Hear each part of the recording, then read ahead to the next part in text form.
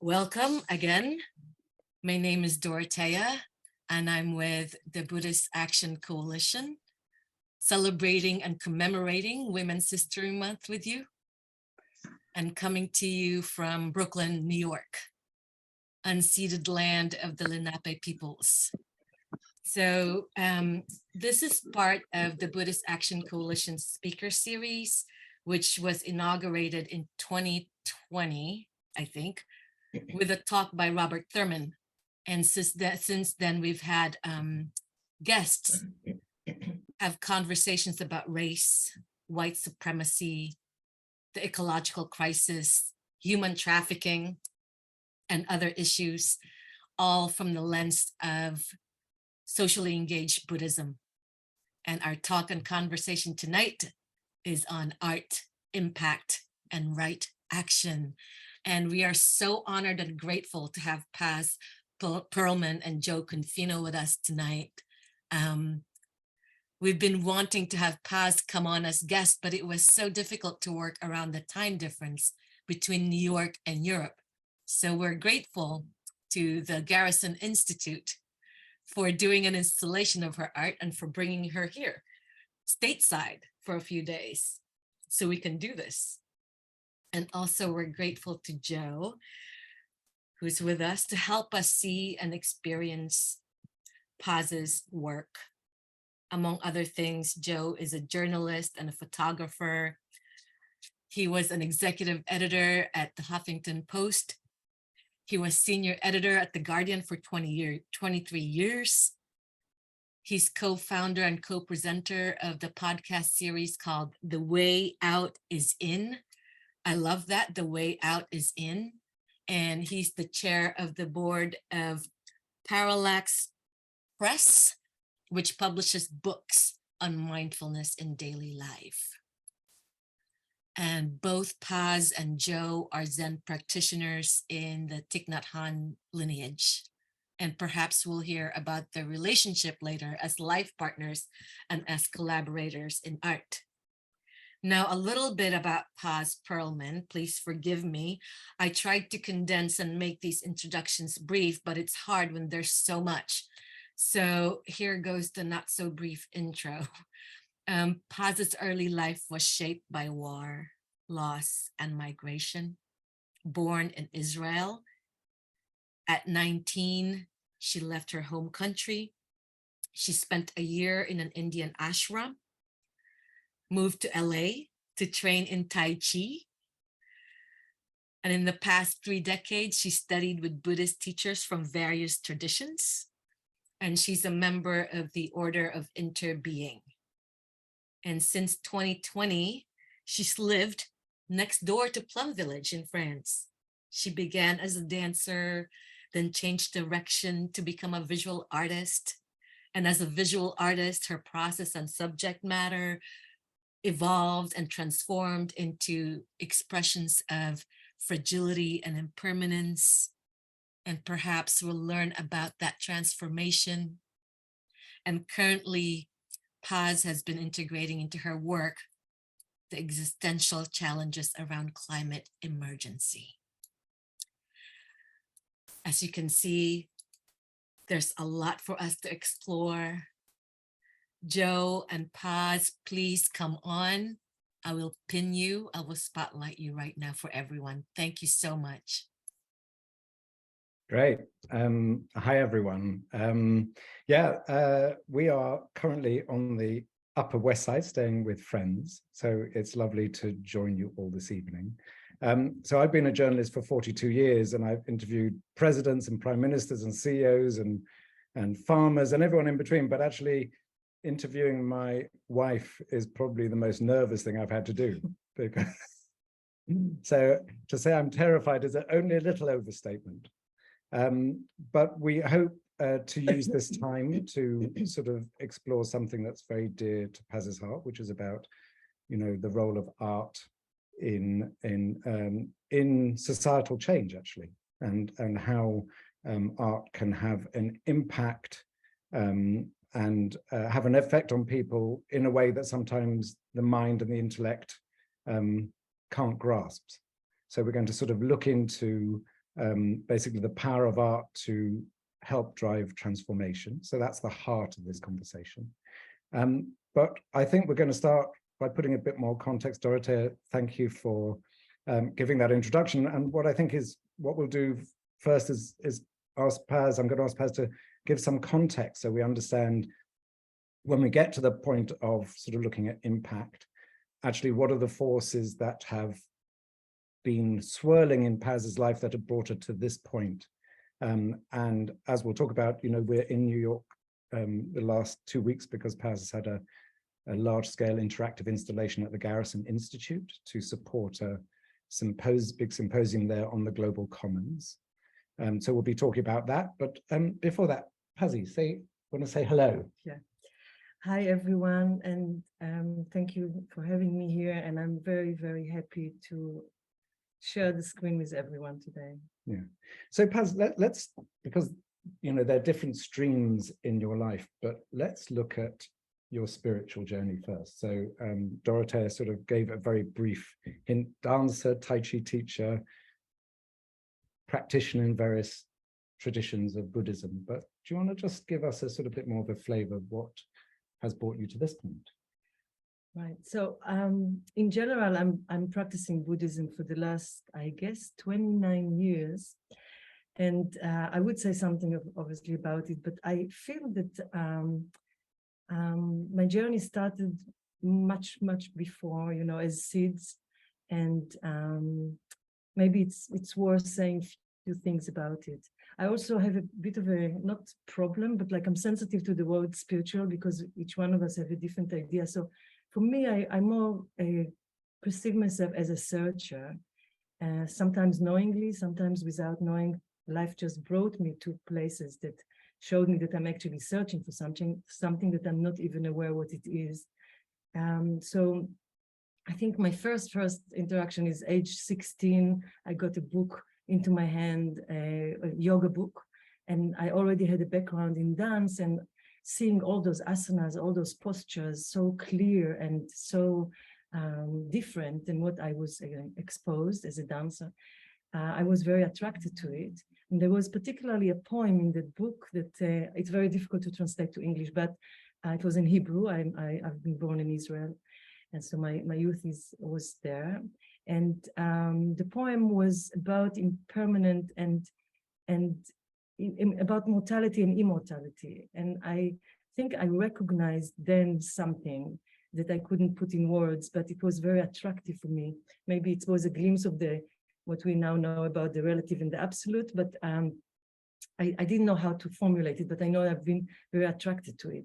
And yeah, from there, I think it was a seed for me to go to India when I was around 19. I spent a year in an ashram from all places in the world. I was in the Pune, in the Osho ashram, not because of him. I was very attracted to people who dance very freely in Goa. And I asked them, what is that, you know, what is this red clothes and the mala, and what are they doing really? And I end up in Pune. And I'm very lucky that I feel I've had a God that was following me all my life, that protected me, even when I've been in places which were a bit difficult or unsafe, like this ashram. I came out of it okay. So that was one thing I've done. And then I came back to Israel from India, and I was in a kind of esoteric group that was maybe the first New Age wave. It was very popular in England and Israel, called the Iman. And there I was more experiencing and studying around sacred dance. And naturally, I went from one thing. Always there was a kind of entanglement of art or dance, whatsoever I did, with the spiritual journey. So I came across Tai Chi when I was doing a degree art as a dancer in Israel, and from there I dived into Taoism, and that brought me eventually when I lived in Amsterdam to Buddhism. So my journey in Buddhism was also not the most easy one, but I'm very happy I met Thai at the end. So just briefly, I remember the first meeting I have with the tradition of Mezumi Roshi, Japanese Zen. We've been asked to sit with the koan in the first meeting. Who am I? And I translated it to Hebrew. Hebrew, as you may know, is a sacred language where you can find many meanings in one word, which can give an insight into what it is. And I was sitting with the question, who am I? And literally it is in Hebrew, when I translated it, it means ocean or a sea of nothingness. And I got really the shiver. I just knew this is my way. And I spent there a few years and then moved to study with Suga Rinpoche for, I think, 8 years. Both tradition, I've been quite, how to say, quite close to the teachers and being affected by it, and felt unsafe to a point that I didn't want to hear about Buddhism anymore.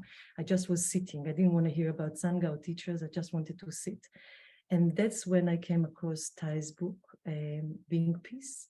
And I just realized on the spot, I recognized that this is my teacher. And I followed the first retreat. And from there, I now 17 years practicing in that tradition. Okay.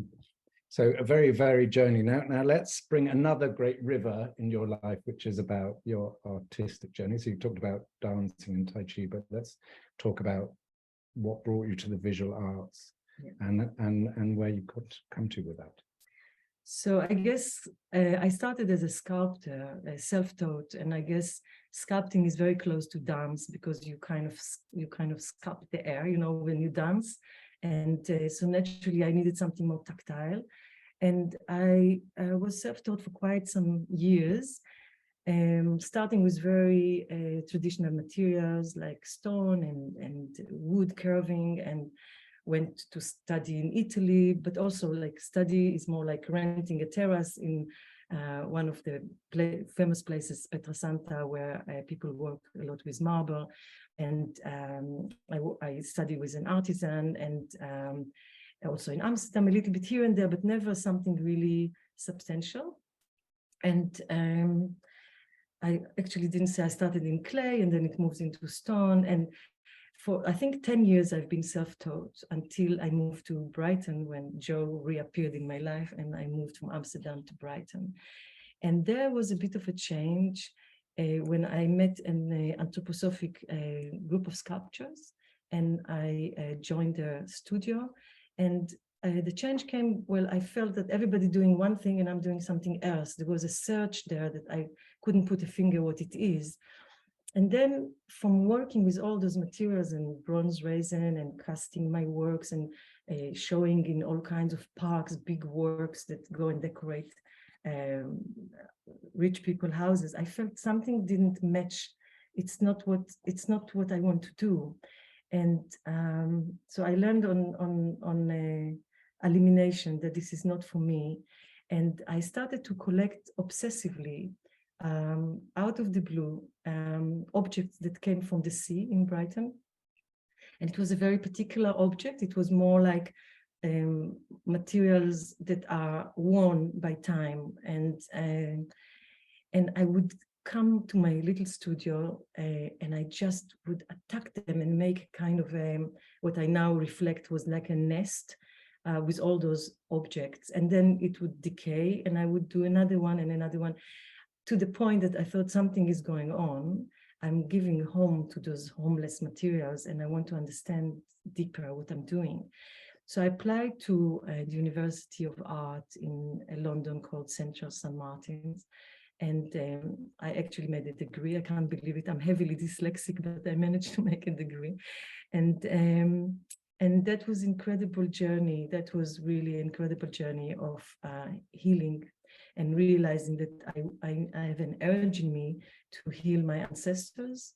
I'm affected by the Holocaust, and this is a way for me to, the art was a way for me to kind of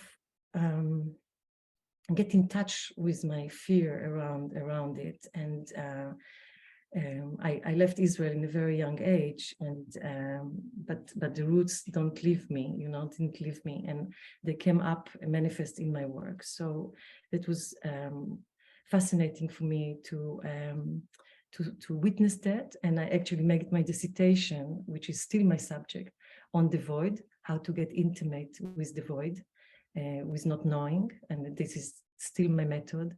I often don't know what I'm doing, and I don't know my materials because I kind of find them. And yeah, it's like every day when I'm in the studio, I'm facing white canvas. I have no idea what will come from my unconscious. And my job, I feel, as an artist is to recognize it and to respond to it in the moment when things are emerging. So saying that I think at the very last year of my study, Jo was invited, or he stopped working in the garden and moved to work in Huffington Post in New York. And we spent here 5 years. And those 5 years were magical for me in terms of art. I was regularly exhibiting, and in my subject, which for me was talking about impact. For me, that was the impact, that I could find the niche, the right niche for myself to express myself, and have the right galleries to host my works, and the right audience to come to the artist talks and so on. So I was very, very contained with it. And now we lived the last 3 years, we moved to Plum Village. We live 10 minutes walk from Plum Village, and I can show my works, even not to the cows. We don't have even cows around to show my works. So I'm quite in a bubble. I have a beautiful studio there, and living in Plum Village is very stimulating in a different way. Yeah, so that's my story. So one of the things that attracted us both to Thich Nhat Hanh and his tradition is because he created the idea of engaged Buddhism, which is that Buddhism is not about sitting for the sake of sitting, it's sitting for the sake of, and mindfulness is not about just focusing on yourself. Mindfulness is about generating compassion and love, and then acting in the world. And so today, this evening, we're very much going to be talking about impact. But do you want to talk about your activism? Because of course, there are many forms of activism. But actually, throughout your life, you've been a bit of a rebel and an activist, challenging the status quo. So again, just before, because we're bringing these 3 levels, aren't we? Your Buddhist, your spiritual, or your spiritual journey, your artistic journey, and then also your journey of activism. And then we'll bring it all together. But do you want to talk a bit about how difficult you've been with people in your life? So I know that I'm not alone with it. It's quite hard to give myself a title as an activist because, I'm not holding a banner, and it feels like, what is really to be activist, And so, for example, I look at it with different eyes, and I think in age 12, I'm coming from a 3-generation butcher family, and a Jewish butcher family, and as much as I loved my dad too, I still love him very much. He passed away 3 years ago, but I had a very strong connection with him. I made a statement at age 12 that I'm not eating animals. And that was quite something, as you probably can imagine. Age 16, I had a boyfriend that told me that he's going out with me because of how I look. And I had a really beautiful long hair. So the next day, I just shaved it. I shaved my hair. It was very, very short. And he left me just before a big party in school, which was a kind of I think, really my first spiritual awakening. I realized that if somebody loves me, he wants to love me for what is inside of me as well. And I was very strong with that. I changed after that. My way of the yoga book came at the time, and I changed my outfit. Everything was a change in my life. Age 18, I needed to go to the army, as women have to do, as you probably know, 2 years to serve in the army, and I refused. And it wasn't easy to get out, and I managed to get out of the army. and I went to India instead. And on that act, I lost many people, because when I came back from India after a year, I didn't have friends anymore. It was very difficult, and also in my family there's a lot of judgment, and it wasn't an easy thing to do. But it was very clear to me that I'm not gonna be holding a gun or go through that service. And yeah, so these kind of things, I think I have many other moments in my life that I rebelled, but that I think is a kind of a few strong seeds. So, so a particular focus area of mine and also yours is around climate, which is, in a sense, rebelling against the current sort of extractive system that's leading to potential collapse of civilization. So, as Dorothea said, an existential crisis. Do you want to just give a flavor of what has attracted you to focus on this area, as opposed to just producing works of art about any other topic, or no particular topic at all, but why climate? So I feel in general that everything, you know, in life brings you to that moment. So living with you, Jo, is all about sustainability and climate, and it is infectious. I am getting to know people, top leaders in that area. I live with Jo, which is a leader by himself, and I kind of, you know, sobbed it from that exchange that we have. I think why it's flourished now is Plum Village is very much busy with that subject. I'm also part of in a group, or I'd say organized group of a retreat on that subject. And being very, very inspired by Thai and the Sangha, as Jo explained earlier about engaged Buddhism. I'm fascinated by the fact that Thai was walking the talk, and that it is alive, and that it is real. You know, that we don't just sit in cross legs on top of the Himalaya, isolated from the world. We are bringing the Dharma to the world, and that's something that is talking to me. And I think in my works in the last few years, especially since I joined the University of Arts, and I realized that my journey is about healing. My subject is to heal wars, and wars in all manifestation, inside and in the individual, as individual, and also as in the world. And I just realized that we are in war with the planet. And I think for me, that was the niche to come in.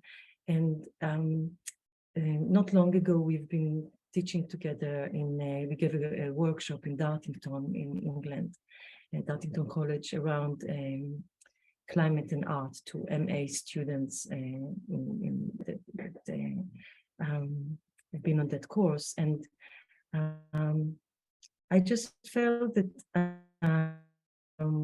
it's really important to find the niche in climate change. It's so overwhelming. There's so many categories that one can enter that subject. And I think, especially as an artist, it's important to know what's rock your boat, you know, what moves you. And I think for me is the human aspect, the idea of climate refugees, that is something I didn't yet manage to do a piece on that particular subject, but that's for me is the niche, how I enter into it. And just because we're going to in a minute talk about your two large art installations in the last year, but and we'll get also later about the 3-day course we ran for MA students in the Arts and Ecology course, but why is art important?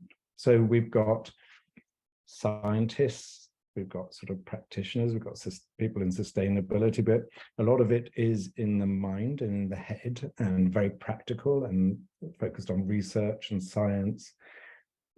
Why is art important to help bring a transformation? So Thich Nhat Hanh talks about the fact that we need a sort of a collective awakening, and we need everyone to sort of in a sense, come together to help generate that change.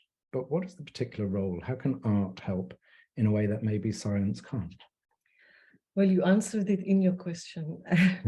It is, I think art is, as we probably all know, when we are moved by art, we're going beyond the intellect. It's something very direct. And when we feel that, we're going through an experience, and that experience can have potentiality to change something in the way that we perceive reality. And I actually saw it now in the gallery. So now there were most of the people have been people from science and researchers and so on. And when they interact with my installation, some of them reported to me back that they were crying, or that they felt, really moved, and that's a moment where something can happen and a change can come.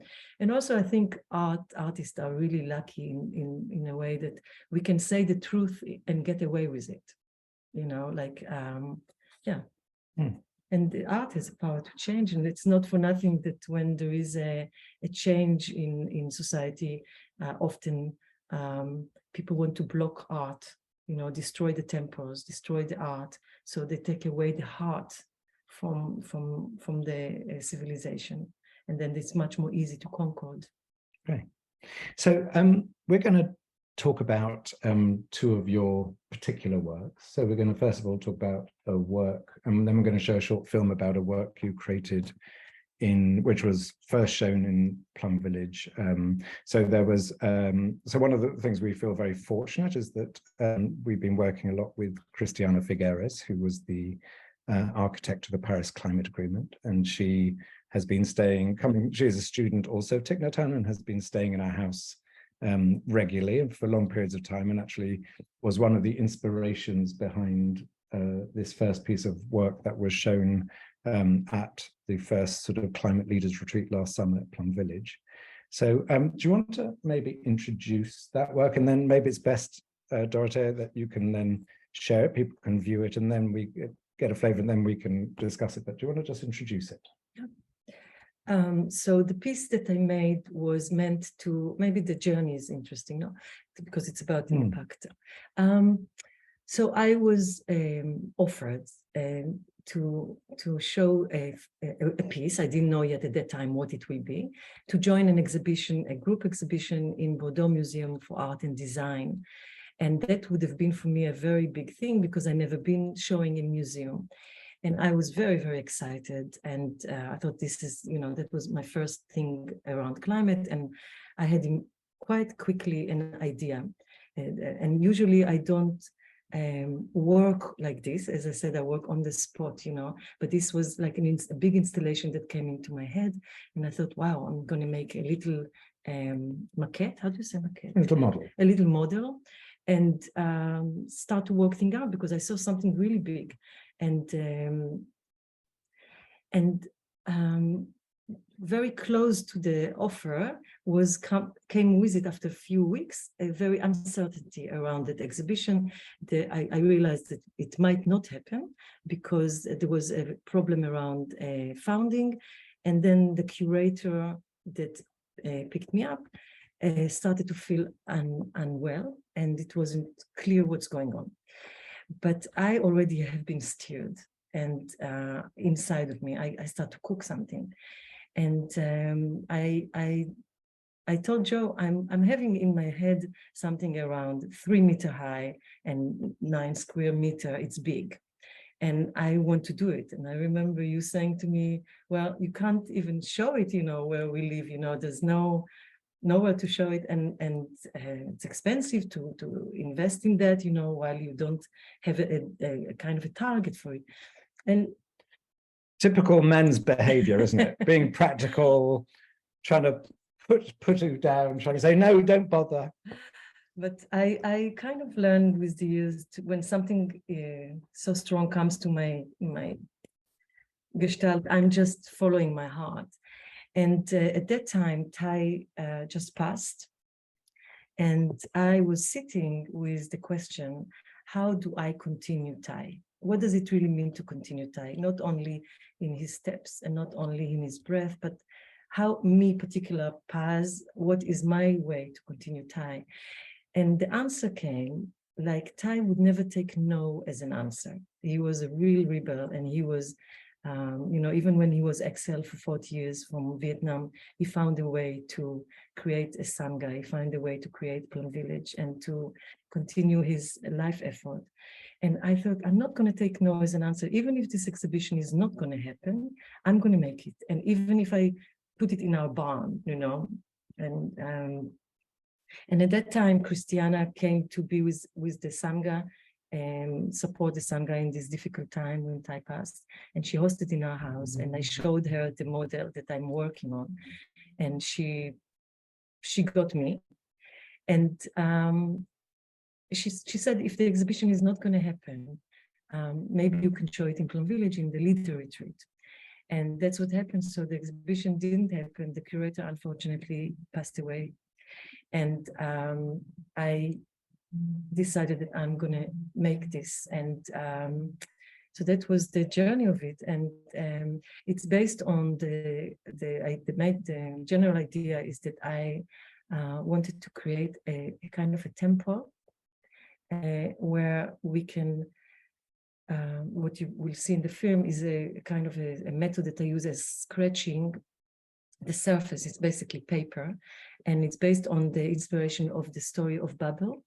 The story is, as you know, that humanity was competing with God, and as a result, God punished humanity by creating division languages. And I wanted to show that we can heal that, and also to show all the negative and positive things that we have done to the planet in the last 70 years, and to do it in a language which is almost childish. So I call it future archaeology. So it's for the next generation. If you come into that so-called temple, you will see all those marks that we left here, and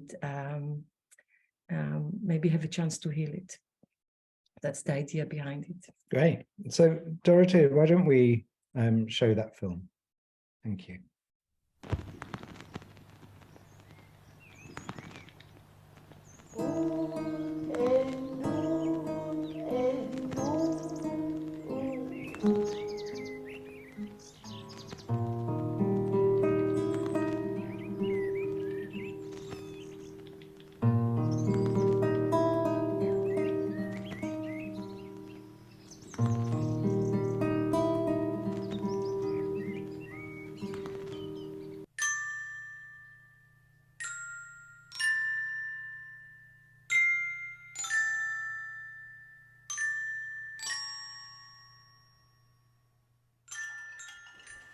The story of Babel in the Old Testament was something that I've been inspired from a long time. I feel that this installation is in my head for many, many years. It's not just for the last 6 months that I'm actually busy with the actual thing. The story is telling about God punishing humanity by creating many languages, because humanity was trying to compete with God and create a very, very long and big tower that reach the sky. And actually we do the same with, I feel, with the planet. We are competing with it, and we are in war. And the punishment is this feeling of division. And with the languages come countries, come borders. And I have a very strong urge coming from Israel, and maybe exposed in childhood to Mesopotamic and Egyptian art, but also as somebody who experienced wars and have been in shelters, to bring language, which means to make a unity, to make peace, in other words, but to bring language to a place where it actually wants to heal. I want to heal language. One of the things that was inspiring me is, again, as a sentence from the Bible that I took the liberty to change and make it relevant for this. And the sentence is engraved in all of the 16 panels, but you cannot read it, and I cannot read it, because I made it that way that nobody can read it. It's just an energy. I put all the words and letters together like a doodle, like a scramble. And the sentence is, and you should contemplate on Him, God, day and night. And I change it to, and you should contemplate on her day and night, Mother Earth. And in the last panel, I just changed it even further to, and we should contemplate on her, so the arrows goes into responsibility.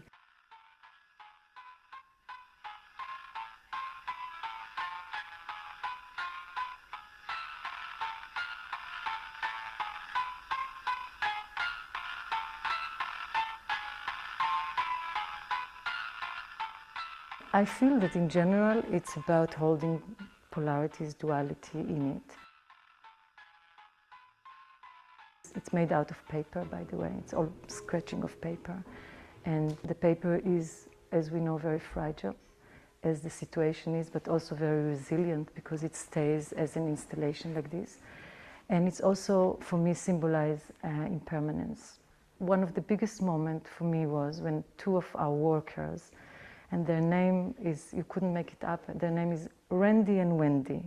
And they very sweet people that were in my studio while I was in the kitchen, and I hear this shout, Paz! And I was like, oh no, maybe something happened. And I ran to them and I see them mesmerized, and the oldest one was just kind of going literally into, oh, I see cutting trees, oh, I see pistols, oh, I see green energy, oh, I see this, I see that. And the young one literally told me what I'm doing. He said, the gold is seductively calling him in, while the message and the structure and the scratching pulling me out. And in my mind, I continue that pushing you out to do what? To take a right action, right? And he literally told me why I chose gold. It took me a long time also as an artist to agree to work with gold. And for me, it represents the preciousness of the planet. And gold is one of those metals that you can't stain. So I feel like even if we destroy the planet, ultimately, we learned today about the ultimate and the relative. So ultimately, we won't, because it will find a way to renovate itself. And so there was this kind of wish in me to honor and to have a reverence to her. And now we're coming to the rope. I said to myself, I want to make it more activist. I want to make it more as a statement. And when the rope appeared to my eyes, and I found it exactly like it is with a knot. And the knot for me, what I saw in it, is the 8th symbol of infinity. And I thought, yeah, if I put it there, even if I put a lace of a shoe on top of from a ceiling hanging down, it can give a connotation to people. I cannot help what people will have in their mind around it. It doesn't matter how thick is the rope. It will always have a connotation, and hanging rope from the ceiling is not a great news. But I feel like we are not in a great news, and my job as an artist is not to apologize. What I saw when I put it is that it represents for me the way that the public or the people are responding to the climate crisis. There's mainly two ways that I see. One way is to avoid, and therefore the rope is kind of something that you want to run away from this void, that you don't want to look into that. And the other one is you are in despair, and when you're in despair you do crazy things. And in this particular rope, which is hanging with no attachment to it, if you do either run away or you do something harmful to yourself, you fall into the cushion. You fall back into yourself, you fall back into the earth in order to feel the connection, which I feel is probably the only answer that we can have is not outside there. So for me, the rope is actually presenting ultimate.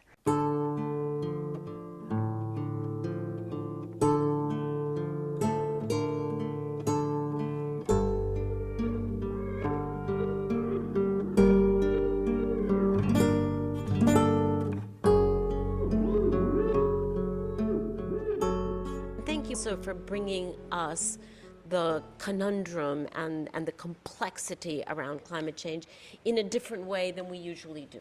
We usually either write something, or we have a physical action, or heaven forbid we negotiate text, that's the worst part.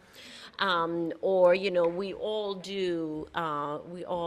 come at climate from a different perspective. But I think you're the only one who's, at least in this group, that is coming at it from a artistic perspective. And what that allows us is to open a different part of ourselves. And this whole exercise here this week is precisely that, is to open our minds, open our hearts, open our whatever spirit, souls, to the diversity of perspectives that there are. And so you're definitely helping us to do that in a way that is quite unusual for those of us who work in climate and who usually use different tools to etch our contribution.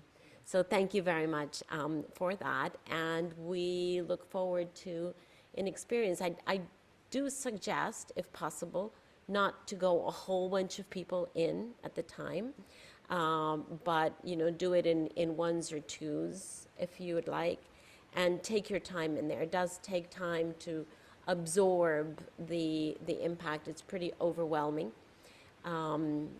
because climate change is overwhelming. That's why.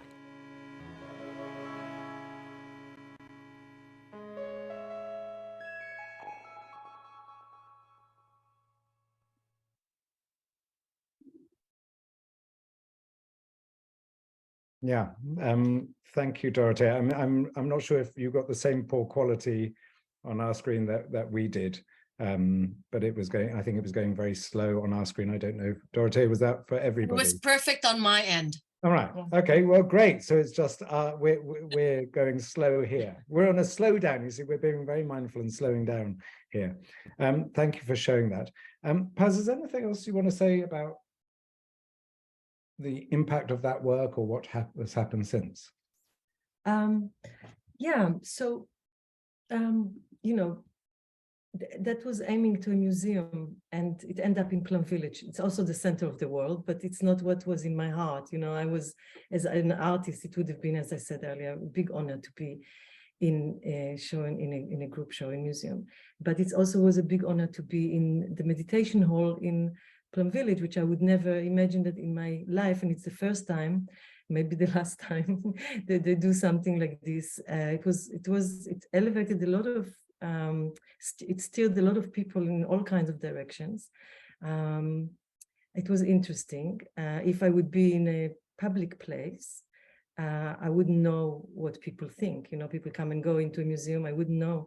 But here I had the chance to go really deep into conversation with people, and also what is impact. In a museum would be regular people coming in, but here it was a concentrated retreat with climate leaders from all categories. Yeah, it was oil and gas executives down to youth activists, people trying to close down oil and gas companies.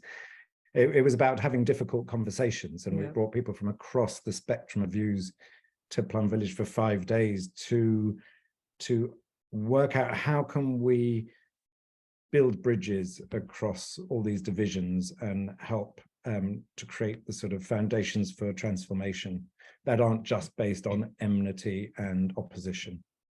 So for me, I didn't expect that, for example, that those leaders are actually having impact on many people, and in the unseen, they come in touch with my work, but that make ripples, that make echoes.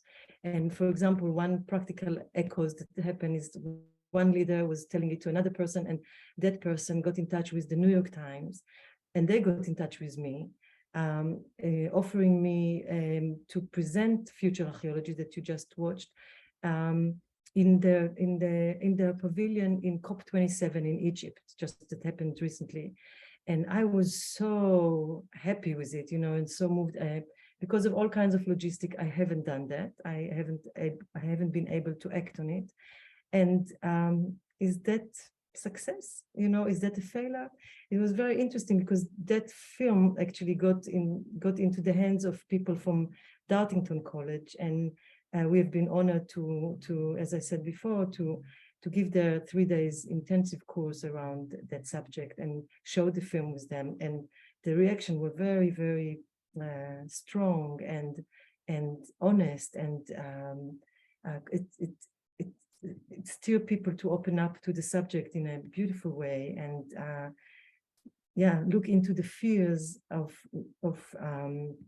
that blocks us to be the artists we want to be, and start a conversation that we wouldn't have in another way, you know. So I maybe failed by not going to Egypt with that installation, but something else happened that have impact on other people's life, which is not less important. So that's one thing. And then I think that film also caused the Garrison Institute to invite me, to commission me to make the next work that we're going to show that, right? Yeah, so let's talk a bit about that, because again, we're going to be creating a film around that, but we're going to just show a couple of photos and a couple of responses. But again, do you want to just introduce the, you know, the genesis of this work? Yeah, so I've been commissioned by the Garrison for that, and to make an installation for that symposium on commons, The global commons. And I, as you can tell, that subject is, I'm new in it. It's my second installation, and I knew the Garrison is a big organization, and I also quite directly had a big thing in my head, in my heart. And when Diana, one of the founder of the Garrison, got in touch with me and offered me that, she asked me to do something which is not only visual. She really stressed the point that she would like something which will be used also audio, you know, sound. And that's not how I work. And so I was on the verge of saying no. And then we have been, at that particular time that it was offered to me, we were on our way to Dartington and in England. And on the way, we had a kind of a brainstorm, and Jo was saying something, and he said, yeah, you know, this person have to be more down to earth. And I thought, oops, that's the name. I'm going to call the installation that I don't know exactly what it is yet. I'm going to call it Down to Earth. That was the beginning. And during the exchange there with the students, it was very fertile exchange and a conversation about absence and presence in art. And I again, through sitting meditation in one of the mornings before coming to teach, I saw the whole thing happening. And so basically, maybe I should describe it because I don't know. Well, Dorothea, can you show just the first picture just of the installation, and then that will, I think, help people just, yeah, there you go. So do you want to just... Yeah, so they can hear me now? Yeah. Okay, so in my head, I saw a circle of earth, black earth, and I didn't know yet how practically it's going to happen, especially if I live in south of France. How would I transport the earth to New York? But I knew that it's going to be big. And I saw people laying on the ground, and I saw that in a cross. I saw, as you can see, there is 4 people, and I knew that they have to be empty, that they are concave bodies. And I thought, I want the people to get the most direct experience and to lay inside those figures on the raw earth.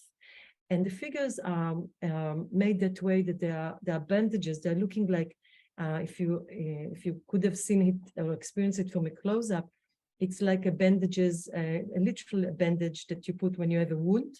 So they are a representation of a mummies, empty mummies. And so it's also talking about time. And they are quite giant. They are 2 meters each. And I was hoping that the people that come to lay in them are shorter, which is usually the case, so they can feel smaller. And also there is a connotation for, obviously, for grave. We come from the earth, we go back to the earth. So all this is there. And at that point, I didn't really care so much about the round and the square in it. I only reflected on it afterwards, which I'll say something about it later. And then the burlap came very clear to me. I want them to be covered. You need to describe the burlap. So the other thing about the outline figures is they're very similar to those figures that, you know, when police sort of used to draw chalk lines around a dead body. So they're quite representative of a sort of death as well. And then the burlap, or behind, you'll see these blankets. These there are 4 blankets, one for each figure. which also contain rosemary herbs, Pazzi, just to. Yeah, so those blank, I wanted to make it as a ritual. I don't think even that I thought I want to make it as a ritual. When it's figured out in my mind, I realized that is actually a ritual. So before you lay down, you choose which figure you want to lay down. So only 4 people at a time, or from 1 to 4. And then you go into the rack, you see that empty rack there on the right side of the screen, and a blanket was hanged there, obviously, and you take it and you cover yourself with it. And only when I finished, I was like, what is with me and the burlap? You know, I know it's a humble material, but why do I choose that? And then I realized that it is to do with a phrase from the Bible. It's a sackcloth and ashes. And that is a gesture that people used to cover themselves with sack whenever they were mourning or regretting. So it suddenly made sense, you know, like the people laying down, and not only as individual, as a society, we can reflect on what we've done to the planet. And the inside the blanket, you can't see it from this image, but there is a pocket with a mesh from burlap, also a bit more loose, where I engraved rosemary, which stands for healing. So if we feel guilty, if we feel shame, that's okay, but we also know that there is a way to transform. There are herbs that reminding us of that. And of course, in this, you can't hear the sound, which is completely integral and very important part of the installation. So the sound is the sound of, and that's really was very clear to me when I was sitting, is the sound of the mind, basically. It's the sound of the wind. So the question that I posed with this installation was, what is the sound of the breath of the earth? And the answer that came to me was, it's wind, it's the air. It's the air that we breathe, is her breath. And I looked into the word air in Hebrew, which I never looked before, and it's fascinating.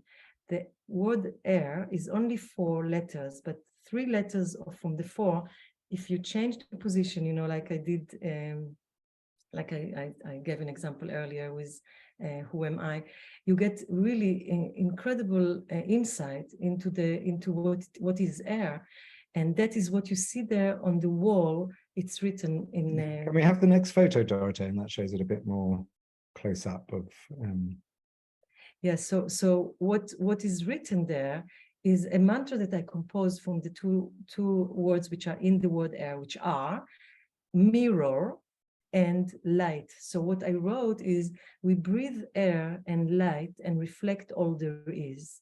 And I wrote it in what we call a Semitic language. It's not Hebrew, and it's not any language which make sense when you look at it. You can read it from right to left or left to right, but you just read the energy of the meaning, you know. And I made it from the mud, from the earth that I used in the installation. I wetted it and I wrote it with the mud.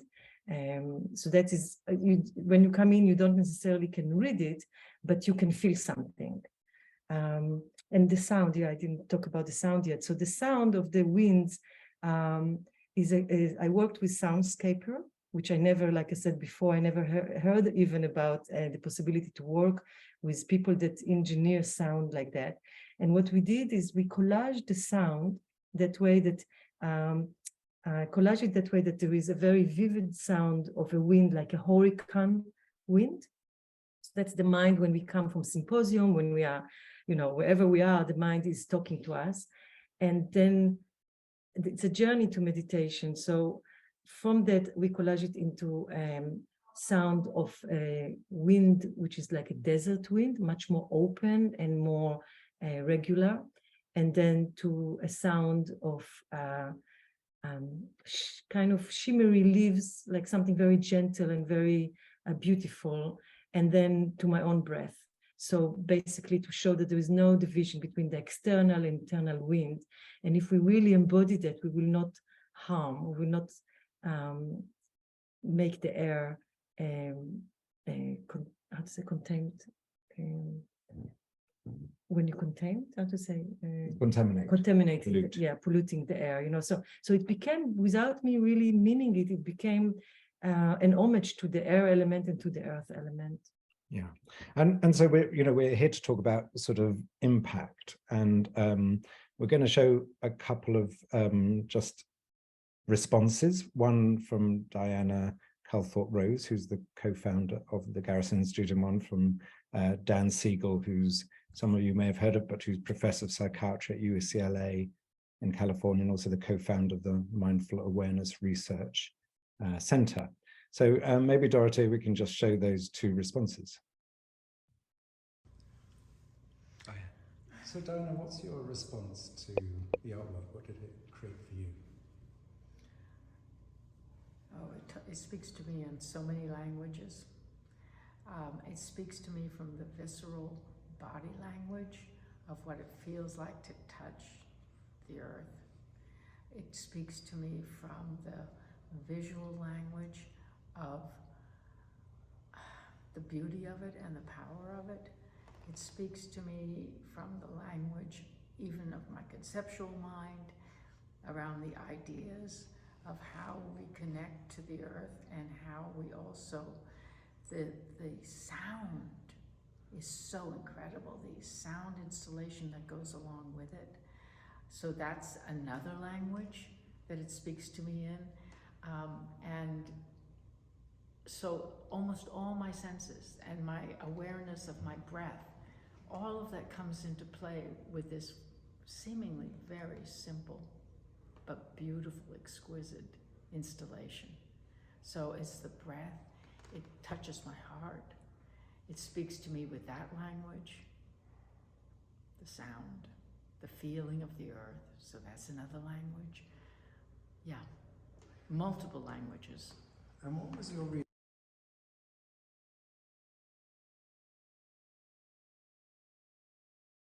And Jo, I'll share the other one, but give me a few moments. You can maybe talk about it.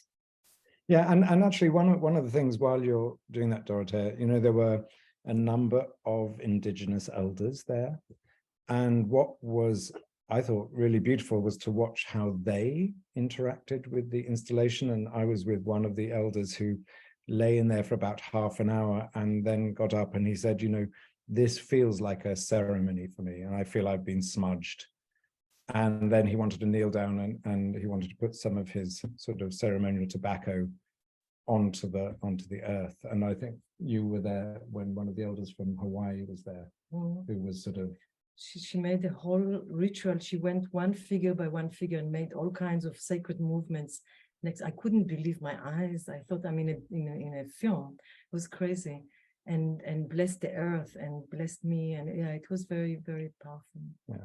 And there was Mary Evelyn Tucker, who's the co-founder of the Divinity and Ecology School at Yale, was just in tears and just said it was one of the most powerful installations she's ever seen. So what was so interesting was a lot of the symposium was clearly of the mind. So it was people who are experts on the global commons, who've researched it, who are looking at processes to define it and help people to create more mutualization and more how you share resources.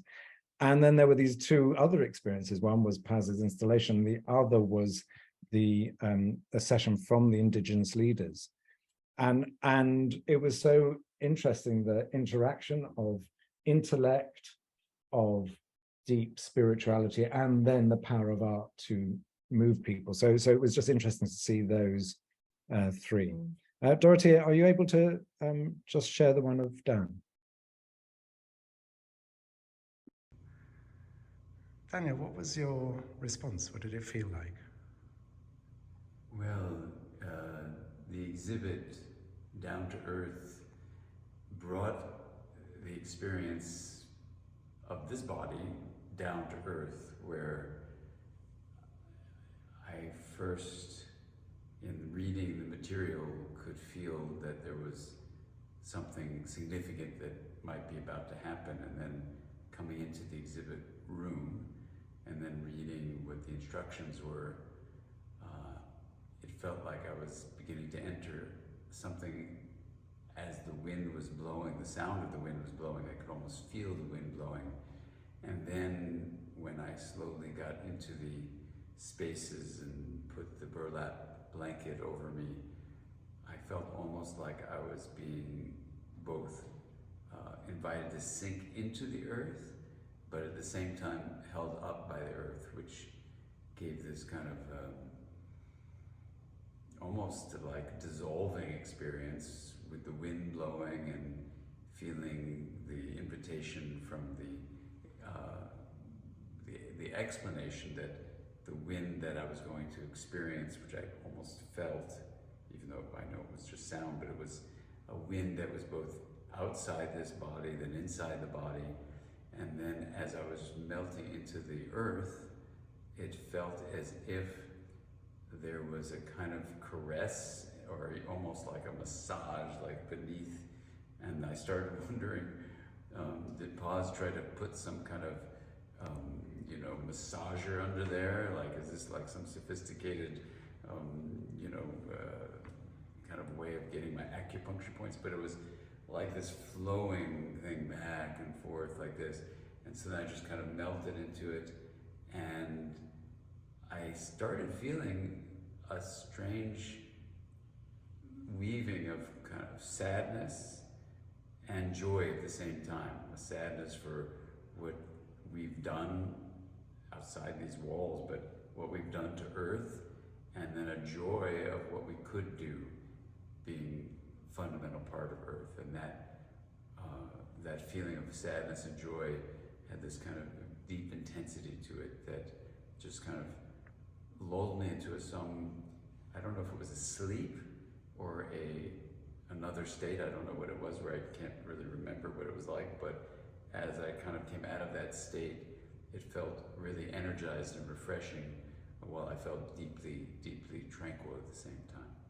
I didn't know exactly when I was supposed to stop, but then it felt like, it's now complete.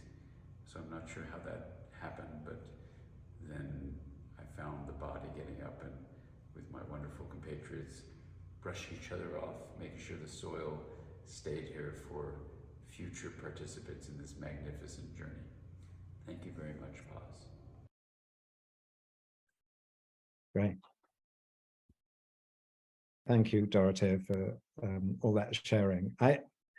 I mean, one of the things for me from an installation like that is that so many people talk about connecting to the earth and about why we need to save the earth, but what was so clear from everyone's experience was actually this was a way of actually connecting to the earth, and even people finding it challenging, like some of the people getting in and saying, well, is the earth, am I going to get dirty?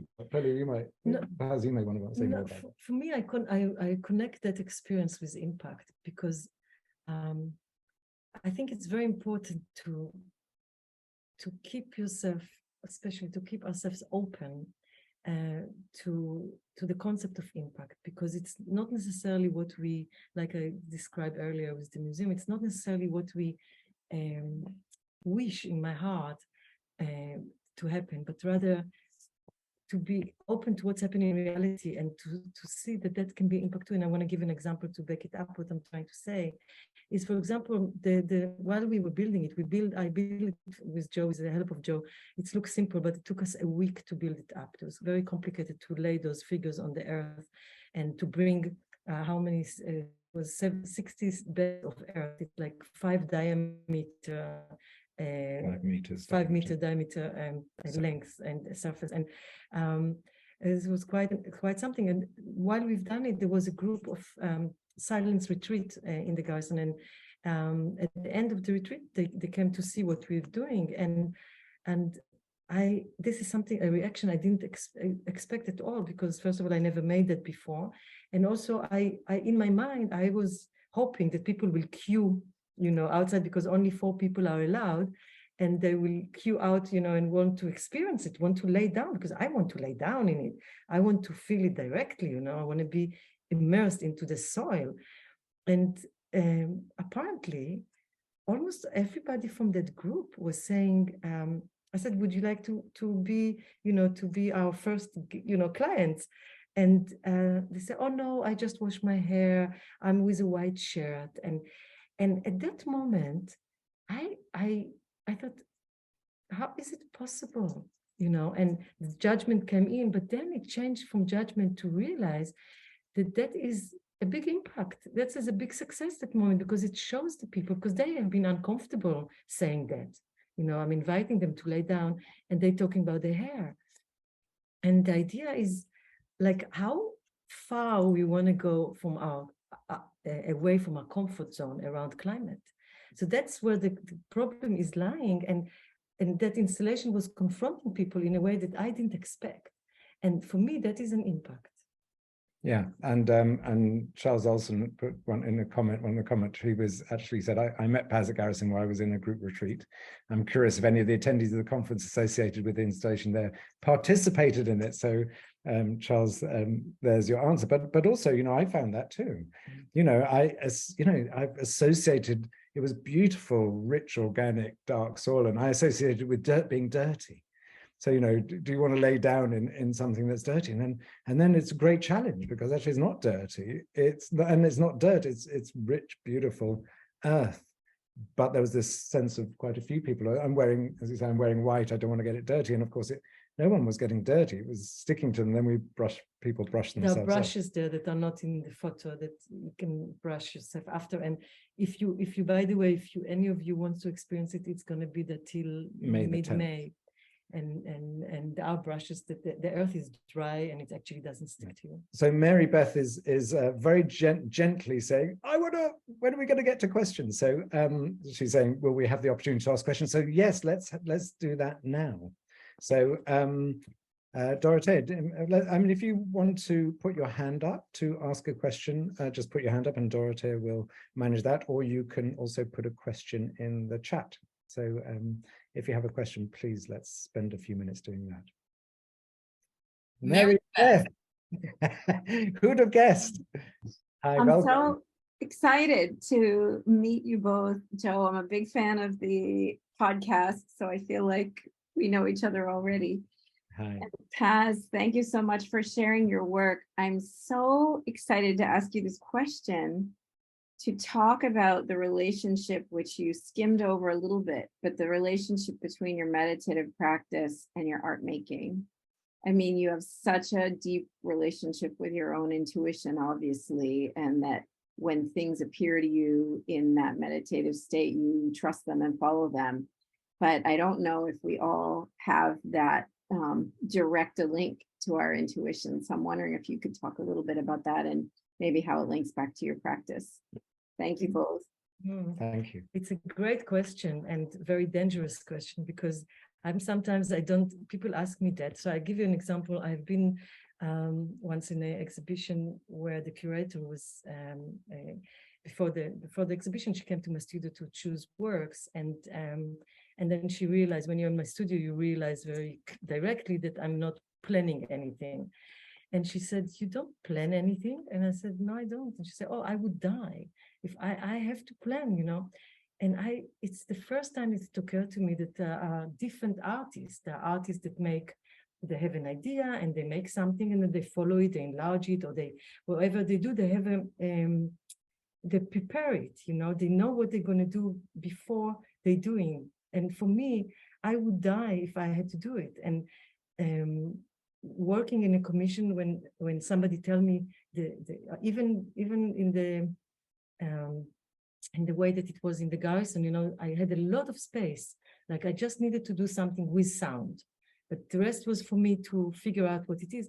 It's already something that I'm not used to, you know, when somebody tells me what needs to be one of the ingredients in the installation. And I'm very grateful because that was wonderful experience for me to do. But I've been in trouble in the art school, you know, in the art university, when I said to my teachers that I'm going to make a dissertation about being intimate with the void. That was, and I remember the title, we were allowed 7,000 words, and I wrote the subtitle was 6,999 words about nothingness. And I knew that even if I don't pass, for me, I need to get in touch with it because I don't have many memories of my childhood. And I have a lot of memories of traumas in all kinds of levels, including the Holocaust, including in my family. And I knew that art is for me a tool to heal it. And it's not something that I need to know about. I just need to allow myself to get in touch with it without asking questions. Just allow it. And in my studio, for example, I wrote something that is my motto. It's my motto actually from the time of the university. I don't know what I say, but I cannot not say it. And that's what leads me when I create my works. So just give you an example on the installation at the Garrison.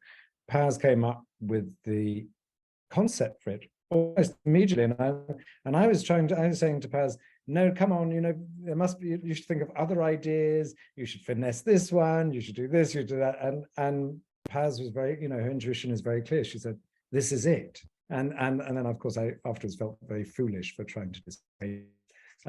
But Paz in the studio every day in front of an empty piece of paper, and she often, most days she produces a work a day, and it just comes out of her being. It's like for me, I see it as a direct sort of a direct transmission through her of her sort of deeper knowing. I don't know if I'm answering you, but no, thank you. Wonderful. I'm going to come and ask you to be my art teacher. Okay, pass to someone else. Thank you. I have a question here from a fellow artist. She says, have children had the chance to experience your installation? Yes. So the answer is yes. Especially the one in Plum Village, and I actually don't know exactly. There were 2 times that I showed it in Plum Village, and then there was a little exhibition in the area, and I showed it again, and that's where children were interacting with it. I don't know what they feel. I didn't ask. Do you know anything? No.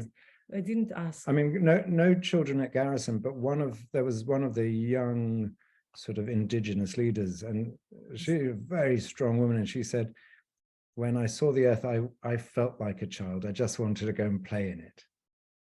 And then, and so there was that sort of childlike sense, but no, I didn't speak to any kids who saw it, although some did. Great, thank you. Thanks, Anne, for asking that question. Jenny, would you like to come on and ask your question? I know we're over time, but maybe we can entertain this one. With this one. Sure, although my connection seems to be spotty. I hope I don't break up. Yeah, I have a BFA in fine arts, and I think I've been drawing since I've been in my diapers. But I always thought that art helped me think outside of the box. I was even put into a talented school once a week during elementary school, and I got a chance to think differently from the curriculum that I was being taught.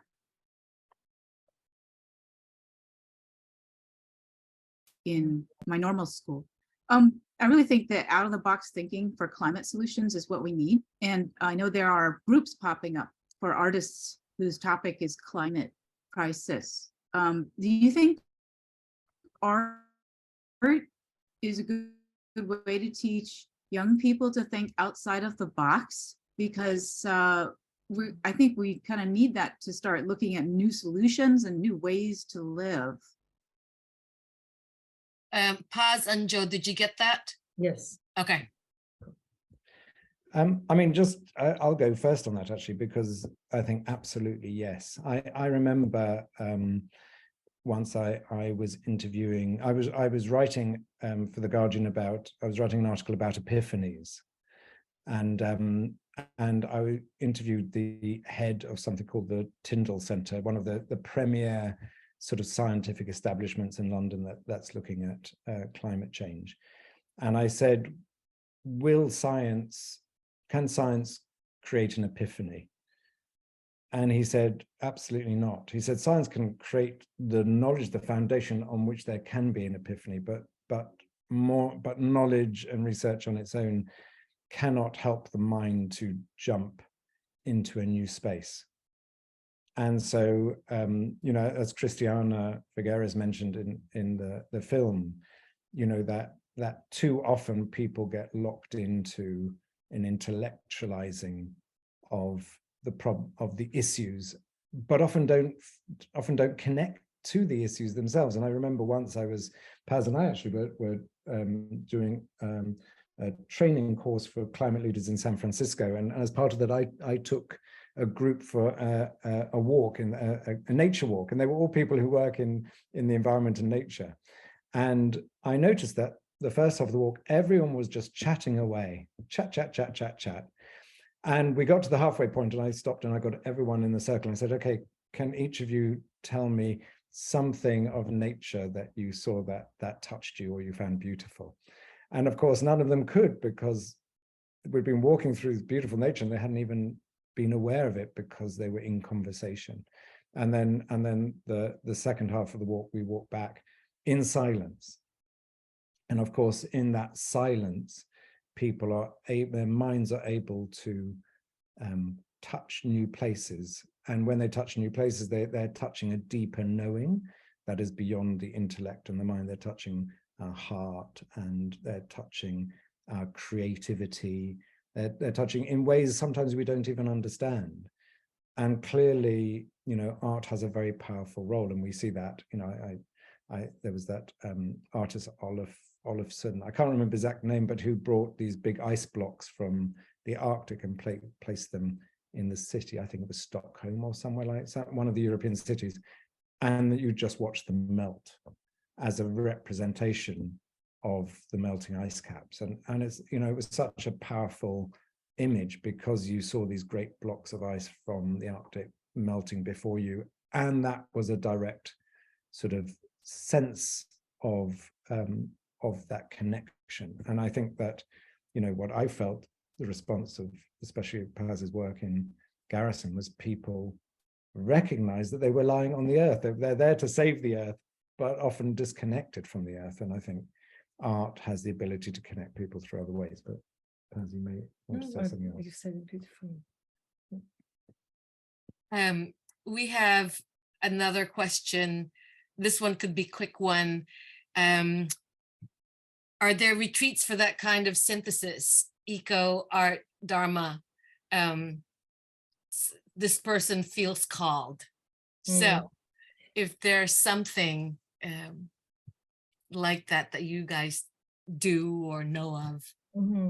This person is connecting to something that's going to happen in few months. In end of May, we're actually going to give a retreat for our first time in Greece around exactly that collaboration of art and activism. So. And where can we find out about this?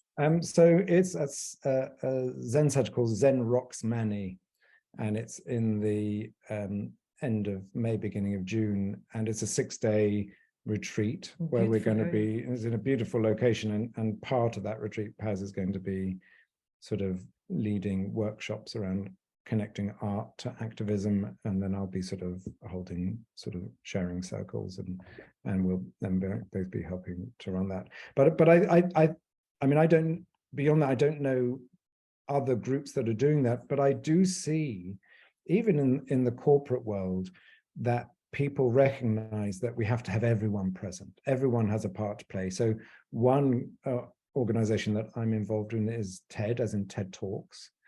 And they are running this big program called Countdown, which is around climate issues and climate solutions. And Paz and I were invited to their first big convening in Edinburgh. And that had artists present doing workshops and artists giving talks. And there was one in London a few months ago. I'm going to be at one in Detroit. And again, art, and it's interesting for TED because it's a very different way of them seeing, because normally they just do talks, but there's an integration there. I'm sort of developing workshops on the inner dimension So working with one of the priests who helped write the Pope's encyclical, and we're going to be running workshops around self-forgiveness. There'll be someone who's from the world of interactive theatre, and theatre as a healing, and there's going to be people drawing self-portraits of themselves. So actually what I'm seeing is there's increasingly a recognition that art has a role to play, and actually we need, I was just in Garrison, there was a professor in the business school at Harvard called Rebecca Henderson, who is looking at reimagining capitalism, and she's made a commitment now to form an interdisciplinary project with anthropologists, historians, artists, very much people based probably in the Kennedy School, which is actually recognizing that actually the interdisciplinary intersection is a very powerful way of creating change and bringing these forces together in, as you described, in the same place, because they've always been so separate, but actually they infuse each other, they support each other, they help us to understand in new ways and deeper ways. So I think it is starting to happen more and more.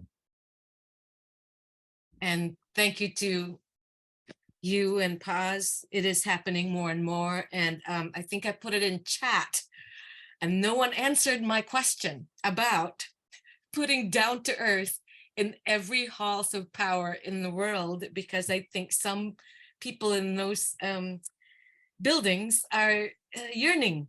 I think they're yearning for some reconnection, even if they don't know that they are yearning. So Paz, what do you think? Wonderful. Worldwide, in some form or another, down to earth. I'm all for it. Sure. Well, can I say no to that, because I spent 5 days on my hands and knees building it, and so actually, if you do it all over the world, as long as I'm not involved, I'm happy. We'll get volunteers. Thank you. Thank you. It's almost 9. Wow. And thank you so much for this generosity of sharing your work, what you know about the intersection of Dharma and art. They are one. And thank you for sharing just everything that you do and this kind of passion for socially engaged Buddhism and the importance of it, and the importance of art, and the impact of art. And thank you, Dorothea and Leora, for inviting us. Yes, thank you so much. It's lovely to be able to share this practice with you, and I know also, Pazzi, the final word from you. No, I'm just, my heart is just full of thanks and appreciation, and to be part of that is wonderful, and just the right time for me also.